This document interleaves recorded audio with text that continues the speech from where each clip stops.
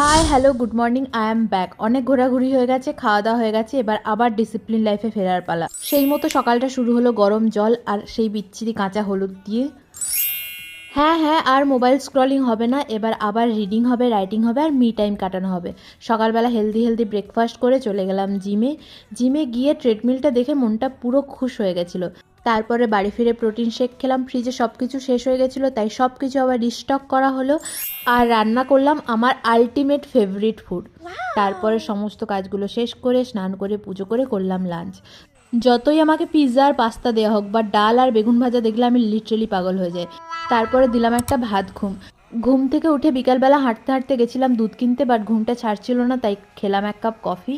দুজন মিলে বসে বসে অনেকক্ষণ আড্ডা দিলাম। আমি রান্নাঘরের সমস্ত কাজকর্ম শেষ করলাম। জানি না কেন আজ আমার একদম ডিনার করতে ইচ্ছে হচ্ছিল না, তাই জন্য আমি ডিনারটা স্কিপ করে দিয়েছি। তারপর করলাম স্কিন কেয়ার।